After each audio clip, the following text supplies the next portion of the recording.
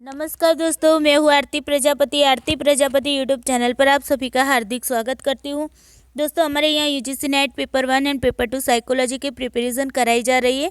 आज का हमारा जो यूनिट है वो आप सभी को पता है कि रिसर्च का यूनिट चल रहा है और उसमें भी हम देख रहे थे कि स्टेप्स ऑफ रिसर्च यानी कि रिसर्च के जो स्टेप है उसके बारे में देख रहे थे। ओके, तो हमने आगे भी बहुत सारे स्टेप देख लिए, यानी कि प्रॉब्लम के बारे में, किस तरीके से हम प्रॉब्लम सिलेक्शन करते हैं। उसके बाद रिव्यू ऑफ रिलेटेड के बारे में भी, रिव्यू ऑफ रिलेटेड लिटरेचर के बारे में भी मैंने आपको बता दिया था। उसके बाद मैंने आपको बताया था कि किस तरीके से ऑब्जेक्टिव बनाया जाता है। उसके बाद मैंने ये भी बताया था कि हमारे वेरिएबल्स जो होता है उसे किस तरीके से, कितने प्रकार के वेरिएबल होते हैं। ओके, तो उनके बारे में हमने डिटेल्स में देखा था। उसके बाद हमने हाइपोथेसिस के बारे में डिटेल्स में देखा और उसके बाद हमने रिसर्च डिज़ाइन के बारे में एक एक डिज़ाइन को अलग अलग वीडियो में हमने देखा, डिटेल्स में देखा। ओके, और उसके बाद हमने क्या देखा, तो उसके बाद हमने सैम्पलिंग के बारे में भी अच्छे से डिटेल्स में सब कुछ पढ़ा है। ओके, तो आज हम अब नया टॉपिक स्टार्ट कर रहे हैं, यानी कि रिसर्च का नया स्टेप स्टार्ट कर रहे हैं और वो है डाटा कलेक्ट। तो जब हम डाटा कलेक्ट करने जाएंगे तो उन डाटा को किस तरीके से कलेक्ट करेंगे, किसके माध्यम से करेंगे, तो उसके बारे में हमें इसमें जानना होगा। ओके, तो ये जो नया टॉपिक आज से स्टार्ट हो रहा है तो उसके बारे में भी हम इसी तरीके से ये अलग अलग वीडियो में डिटेल्स में जानने की कोशिश करेंगे। उससे पहले आप सभी से रिक्वेस्ट है कि अगर वीडियो अच्छा लगता है तो लाइक कर दीजिएगा, अपने दोस्तों के साथ शेयर कर दीजिएगा और इस चैनल पर अगर आप नए हैं तो इस चैनल को सब्सक्राइब कर लीजिएगा। ओके, चलिए देखते हैं आज डाटा के बारे में। तो डाटा का मीनिंग क्या होता है और उसके कितने टाइप्स होते हैं उसके बारे में थोड़ी सी जानकारी ले लेते हैं। सबसे पहले हम देखते हैं मीनिंग ऑफ डाटा, यानी कि डाटा का मतलब क्या होगा। तो प्रदत्त को तथ्यों का प्रतिनिधित्व करने के लिए एकत्रित की गई जानकारी के रूप में परिभाषित किया गया है। देखिए, प्रदत्त मीन्स डाटा। तो डाटा को हम क्या कह सकते हैं कि मान लीजिए आपको किसी टॉपिक पर रिसर्च करना है। ओके, तो जिस टॉपिक पर आपको रिसर्च करना है उस टॉपिक के अकॉर्डिंग आपको क्या करना होगा, उसके रिलेटेड कुछ डाटा इकट्ठा करना होगा, है ना। तो जब आप डाटा इकट्ठा करेंगे तभी तो आपको उसके बारे में रिसर्च का पता चलेगा, यानी कि आप कुछ रिसर्च कर पाएंगे उस पर, है ना। तो मान लीजिए जो मान लीजिए कि एग्जांपल ले लेते हैं, तो मुझे गुजरात के जो प्राइमरी टीचर्स हैं उनकी जो मानसिक स्थिति है उसका अभ्यास करना है। चलिए, ओके, ये मेरा एक टॉपिक है। ओके, तो अब मुझे क्या करना पड़ेगा, उसके लिए मुझे डाटा इकट्ठा करना पड़ेगा ना। तो मुझे क्या करना पड़ेगा, मैं टीचर्स को मिलूंगी, जितने भी प्राइमरी टीचर्स हैं उनको मिलूंगी, उनसे पूछूंगी कि आपकी मानसिक स्थिति क्या है। वो भी मानसिक स्थिति का अभ्यास किस पर, तो उसके कार्य के आधार पर। ओके, उनको जो भी जॉब में जो भी कठिनाइयाँ आती है उसके रिलेटेड उनको किस किस परिस्थितियों से गुजरना पड़ता है, तो ये सारी इन्फॉर्मेशन मैं कहाँ से लूँगी, तो उनको मिलूँगी उनके पास, या तो फिर किसी भी तरह से मैं उनके पास से ये डाटा कलेक्ट करूँगी ना, तभी जाकर मेरा जो टाइटल है उसके अकॉर्डिंग मैं रिसर्च कर पाऊँगी। तो उसी को हम क्या कहेंगे, डाटा कहेंगे। ओके, अब आगे देखते हैं कि प्रदत्त उपकल्पनात्मक चरों के बारे में तथ्यों का प्रतिनिधित्व करते हैं। देखिए, यहाँ पर उपकल्पनात्मक चरों की बात की है, तो जो हमारे वेरिएबल्स होते हैं, जो हमारी हाइपोथेसिस होती है, तो उसके बारे में जो भी तथ्य होते हैं उसका प्रतिनिधित्व कौन करता है, तो डाटा करता है। ओके, यदि डाटा के प्रदत्त के निष्कर्ष उपकल्पना अनुरूप है तो शून्य उपकल्पना को क्या होगा, स्वीकार किया जाता है। ठीक है, यहाँ पर क्या कहा जाता है कि जो डाटा का जो निष्कर्ष निकलता है, डाटा के आधार पर हम जब डाटा कलेक्ट करते हैं उसके बाद हम उसका एनालिसिस करते हैं। एनालिसिस करने के बाद हम क्या करते हैं, कुछ कंक्लूजन पर पहुँचते हैं, यानी कि कुछ निष्कर्ष पर पहुँचते हैं। जब हम निष्कर्ष पर पहुँचते हैं तब क्या होता है कि अगर देखिए डाटा हमें हमारी जो हम नल हाइपोथेसिस बनाते हैं अगर उसके अकॉर्डिंग मिल रहा है तो क्या होगा, तो हमारी जो नल हाइपोथेसिस है उसे क्या किया जाएगा, स्वीकार किया जाएगा। लेकिन अगर मान लीजिए जो डाटा हमने कलेक्ट किया है वो हमारी जो नल हाइपोथेसिस हमने बनाई है उसके अकॉर्डिंग नहीं है, उसके रिलेटेड हमें मैच नहीं कर रहे हैं डाटा, तो फिर क्या होगा, हम नल हाइपोथेसिस को क्या कर देंगे, रिजेक्ट कर देंगे। ये बात मैंने आपको हाइपोथेसिस के चैप्टर में बताई थी, जब हमने अलग से पूरा नल हाइपोथेसिस का वीडियो बनाया था। ओके, तो आप भी, अगर आपको नल हाइपोथेसिस के बारे में डिटेल्स में जानना है तो आप मेरी यूट्यूब की जो प्लेलिस्ट है वहाँ पर जाइएगा, और उसमें भी रिसर्च का एक प्लेलिस्ट रखा हुआ है, उसमें वीडियो आपको मिल जाएगा। ओके, चलिए अब आगे देखते हैं। अब बात करते हैं टाइप्स ऑफ डाटा।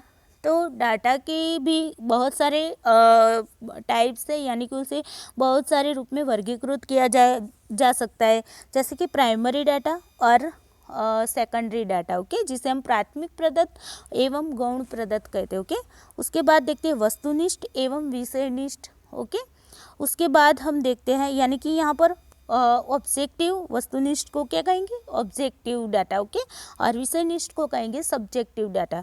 उसके बाद है गुणात्मक एवं मात्रात्मक प्रदत्त। तो गुणात्मक को क्या कहेंगे हम, क्वालिटेटिव डाटा, और यहाँ पर क्या कहेंगे, मात्रात्मक को क्वांटिटेटिव डाटा। ओके, तो ये आज के इस टॉपिक में हम सिर्फ प्राइमरी डाटा और सेकेंडरी डाटा के बारे में बताएंगे। चलिए देखते हैं आखिर क्या है प्राइमरी डाटा और सेकेंडरी डाटा। सबसे पहले देख लेते हैं प्राइमरी डाटा। तो जब किसी संस्था या अनुसंधानकर्ता द्वारा कोई डाटा पहली बार शुरू से लेकर अंत तक इकट्ठा किया जाता है, तो ऐसे डाटा को प्राइमरी आंकड़े या प्राइमरी डाटा कहते हैं। ओके, यह ओरिजिनल डाटा होता है, यानी ऐसा डाटा जिसे पहली बार बिल्कुल नए से कलेक्ट किया जाता है, उसे प्राइमरी डाटा कहते हैं। इसमें भारत की जनसंख्या का डाटा भी हो सकता है, या किसी स्कूल के सभी बच्चों का डाटा भी शामिल हो सकता है। देखिए, यहाँ पर मैं पढ़ूंगी तो आपको पता नहीं चलेगा। ओके, तो मैं यहाँ पर आपको बता देती हूँ कि ऐसा डाटा जहाँ पर क्या होता है कि जो डाटा हम पहली बार लेते हैं, ओके, जो जिस व्यक्ति ने जिसे बनाया है उसी व्यक्ति से हम अगर उस डाटा को लेते हैं, या तो फिर जिस व्यक्ति ने जिस वस्तु को बनाया है उसी वस्तु को हम अपने रिसर्च में डाटा के रूप में लेते हैं, तो उसे हम क्या कहेंगे, प्राइमरी डाटा कहेंगे। चलिए एग्जाम्पल के थ्रू समझते हैं, ऐसे तो आपको समझ में नहीं आएगा। ओके, तो मान लीजिए मुझे गांधी जी के गांधी जी पर मुझे रिसर्च करना है। ओके, क्या करना है, गांधी जी पर मुझे रिसर्च करना है। अब देखिए मैं क्या करूँगी, ओके, गांधी जी पर मुझे रिसर्च करना है, तो मैं क्या करूँगी, तो मुझे गांधी जी के बारे में अगर डाटा तो कलेक्ट करना पड़ेगा ना, उन पर रिसर्च कर रही हूँ। तो मान लीजिए गांधी जी ने कौन सी बुक लिखी थी, तो सत्य के प्रयोग लिखी थी, है ना। अब देखिए गांधी जी ने जो जो बुक खुद लिखी है उन बुक को लेकर मैं क्या करूँगी, उनके बारे में रिसर्च करूँगी। ओके, तो ये बुक जो सत्य के प्रयोग है वो गांधी जी ने लिखी है। मैं क्या करूँगी, मुझे गांधी जी पर रिसर्च करना है, ये मुझे गांधी जी पर रिसर्च करना है। ओके, तो मैं क्या करूँगी, सत्य के प्रयोग बुक को पढ़ूँगी, उनमें से डाटा कलेक्ट करूँगी और उसकी समीक्षा करके मैं गांधी जी के बारे में रिसर्च करूँगी। तो ये जो सत्य के प्रयोग है वो क्या हो गए, मेरे प्राइमरी डेटा हो गए। ओके, अभी देखेंगे आगे सेकेंडरी डेटा के बारे में, फिर हम दोनों की तुलना करेंगे तो आपको अच्छे से समझ में आ जाएगा। यहाँ पर क्या हुआ, ये जो सत्य के प्रयोग थे वो किसने लिखी थी, गांधी जी ने लिखी थी, इसलिए ये हमारी क्या हो गई, प्राइमरी डेटा हो गई। मान लीजिए हमारी जो जनगणना होती है, तो जब जनगणना होती है, जो सर्वे करता है, जो जनगणना का सर्वे करता है और वो सर्वे करके जो डाटा इकट्ठा किया जाता है, तो उसे हम क्या कहेंगे, प्राइमरी सोर्स कहेंगे, यानी कि प्राइमरी डाटा कहेंगे। ओके, तो कैसे कहेंगे, तो व्यक्ति खुद गया है लोगों के पास और वहाँ जाकर उसने इन्फॉर्मेशन ली है। ओके, तो जिन लोगों के बारे में अगर हमें इन्फॉर्मेशन चाहिए, उन्हीं लोगों से मिलकर हम प्रत्यक्ष या परोक्ष रूप से उन्हीं लोगों को मिलकर या तो फिर उन्हीं साहित्य को लेकर हम अगर कोई रिसर्च कर रहे हैं, तो उसे हम प्राइमरी डाटा कहेंगे। ओके, आई होप यहाँ तक आपका क्लियर हो गया होगा। चलिए आगे देखते हैं, प्राइमरी डाटा की कुछ विशेषता के बारे में देख लेते हैं। तो यह बिल्कुल नए सिरे से इकट्ठा किया जाता है, मान लीजिए जनगणना है, ओके, तो 2011 में हुई थी। अब मान लीजिए 2010 में हुई थी जनगणना, ओके। तो अब देखिए 2021-22 में कभी भी होगी, ओके। तो जब हम मान लीजिए कि 2021 में जनगणना हो रही है, तो वो नए से हो रही है, ओके। जो पहले हो गई वो हमारे पुरानी डाटा है, लेकिन अब जो होंगे वो नए डाटा हमें मिलेंगे, है ना। तो यहाँ नए सिरे से इकट्ठी की जाती है। प्राइमरी डाटा को कलेक्ट करने में बहुत पैसा खर्च होता है। जब भी हम प्राइमरी डाटा को कलेक्ट करते हैं तो उसमें क्या होता है, बहुत सारा पैसा खर्च होता है। मान लीजिए सत्य के प्रयोग हमने गांधी जी के लिए, ओके। तो मान लीजिए मुझे सत्य के प्रयोग कोई मेरे आसपास से वो बुक मुझे नहीं मिली, तो मुझे क्या करना पड़ेगा, जहाँ पर ये बुक मिलती होगी वहाँ पर जाना पड़ेगा, है ना। तो वो अगर मान लीजिए वो प्लेस बहुत ही दूर है तो मुझे उसके लिए इतनी मुसाफरी करनी पड़ेगी, है ना, और वहाँ जाकर मुझे वो बुक लेकर मुझे रिसर्च करना पड़ेगा। तो इसी तरीके से हम कोई भी जब भी प्राइमरी डाटा का यूज़ करते हैं तब क्या होता है कि कभी कभी हमें प्राइमरी डाटा हमारे आसपास से नहीं मिलता है, तो हमें उसमें बहुत सारा खर्च करना पड़ता है, हमारा समय भी वहाँ पर ज़्यादा खर्च होता है, ओके। प्राइमरी डाटा बहुत सटीक होता है। प्राइमरी डाटा जो होता है वो सटीक होता है क्योंकि हम खुद जाकर वहाँ पर हम खुद से वहाँ से डाटा कलेक्ट करते हैं ना। वहाँ जिन व्यक्ति के बारे में जिन पर हमें रिसर्च करना है वहाँ पर हम खुद जाकर अपनी तरीके से हम क्या करते हैं, डाटा कलेक्ट करते हैं, इसीलिए ये सटीक होता है। प्राइमरी डाटा बहुत उपयुक्त होता है, यानी कि वो यूज़फुल होता है, ओके। प्राइमरी डाटा बहुत विश्वसनीय होता है। हाँ, होगा ही ना विश्वसनीय, क्योंकि हमने खुद से जाकर वहाँ पर से हमने अपनी आँखों से देखकर अपनी खुद से जाकर वहाँ से क्या किया है, डाटा कलेक्ट किया है, तो वो विश्वसनीय ही होगा, है ना। लेकिन इसमें टाइम भी बहुत खर्च होता है ना, मैंने आपको बताया। साथ ही मैन पावर भी लगती है, यानी लोगों की ज़रूरत भी होती है यहाँ पर, है ना। तो यहाँ पर हमें लोगों की ज़रूरत पड़ती है, तो यहाँ पर मैन पावर भी लगती है। डाटा को इकट्ठा करने में कठिनाई भी होती है। कभी कभी हमें डाटा, मैंने बताया ना कि सत्य के प्रयोग अगर हमें हमारे आसपास से नहीं मिल रही तो जो प्लेस पर वो मिल रही है वहाँ पर हमें जाना पड़ेगा, है ना। तो वो हमें कठिनाई वाला काम ही हो गया ना।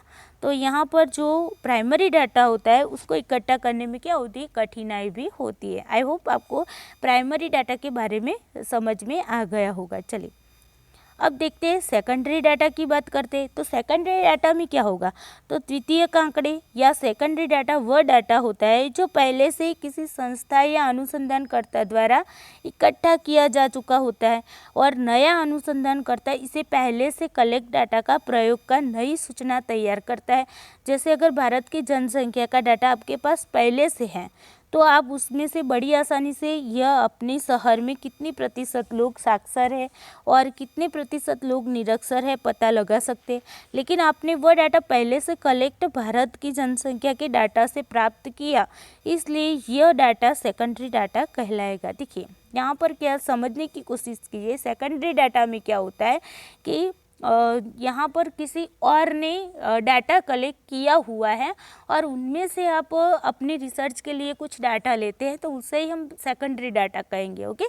तो मान लीजिए आप जब भी रिसर्च प्रपोजल बनाते हैं तो मान लीजिए आपको कोई टॉपिक लेना है तो आप क्या करेंगे, ये आपके टॉपिक के अकॉर्डिंग आगे कितनी भी रिसर्च हो चुके हैं उसके बारे में आप क्या करते देखते हैं ना कि मेरा जो टॉपिक है उसके रिलेटेड आगे कितने के रिसर्च हो चुके हैं, और फिर जाके आप क्या करते हैं उनमें से कुछ डाटा ले लेते हैं। तो ये क्या हुआ, जब मान लीजिए किसी रिसर्चर हैं, ओके, किसी रिसर्चर है उसने खुद ने किसी टॉपिक पर रिसर्च किया, ओके, उसने क्या किया, किसी टॉपिक पर रिसर्च किया।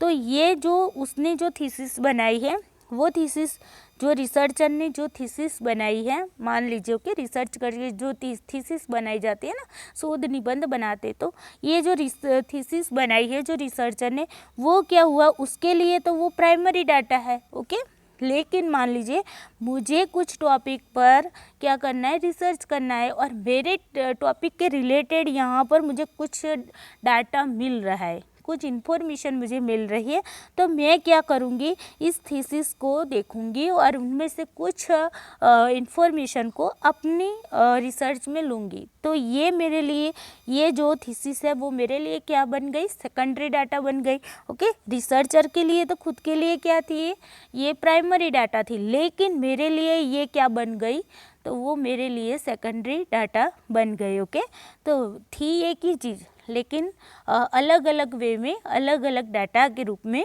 वो बाहर निकलती। ओके, अब देखिए, मान लीजिए हमने एग्जाम्पल लिया था सत्य के प्रयोग के बारे में। ओके, तो देखिए गांधी जी के बारे में मुझे रिसर्च करना था, यहाँ पर मैंने सत्य के प्रयोग की डाटा लिया। ओके, तो ये मेरे लिए क्या थी, सत्य के प्रयोग जो थी वो मेरे लिए क्या थी, वो मेरे लिए थी प्राइमरी डाटा। ओके, वो मेरे लिए क्या थी, प्राइमरी डाटा थी। लेकिन मैंने यहाँ पर सत्य के प्रयोग में से गांधी जी के बारे में एक थीसिस लिख दी, या तो फिर मान लीजिए कोई बुक लिख दी मैंने। ओके, गांधी जी के बारे में मैंने क्या किया, बुक लिख दी। ओके, तो ये बुक का सहारा लेकर कोई दूसरा रिसर्चर है वो रिसर्च करता है।